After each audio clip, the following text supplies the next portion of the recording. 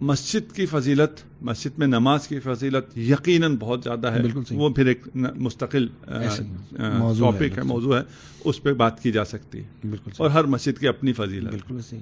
رمضان میں مسجد میں جانا بہت افضل ہے. بالکل صحیح. ٹھیک، لیکن معمولاً یہ بات نہیں بتائی جاتی ہے کہ افطار مسجد میں نہیں، گھر میں کرنا چاہیے. ماشاء اللہ. صحیح. بہت. تو جو بزرگ یا جو مسجد میں جو فعال لوگ ہیں وہ یہ جو کرٹیسائز کر رہے ہوں کہ تم افطار کیوں نہیں کرتے ہو، اچھا گھر مسجد میں افطار کیوں نہیں کرتے ہو، یہاں افطار لے کے آؤ، یہاں بیٹھ کے افطار کرو.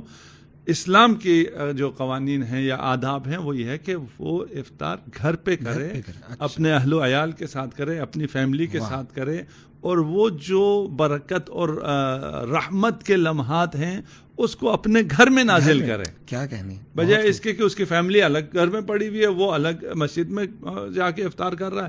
مسجد میں جانے کی فضیلت کا انکار میں نہیں کر رہا ہوں. درست. رمضان میں مسجد میں جانے کا انکار نہیں کر رہا ہوں. رمضان میں نماز مسجد میں پڑھنے کا انکار نہیں، میں صرف افطار کی بات کر رہا ہوں. یہ بات میرے لیے بھی نہیں ہے. یعنی اسلام فیملی ویلیوز کو بھی اور اس خاص لمحے کے اس خاص لمحے کو کہتا ہے کہ اپنے گھر والوں کے ساتھ رہو.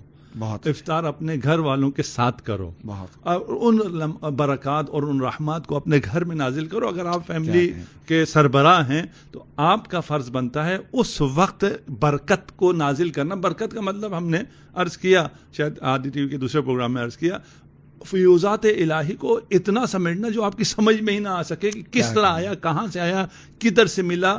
اور ان سب کو بچوں کے سامنے بیٹھ کے، رمضان بچوں کے لیے صرف پکوڑے نہ ہوں. بالکل صحیح ہے نا.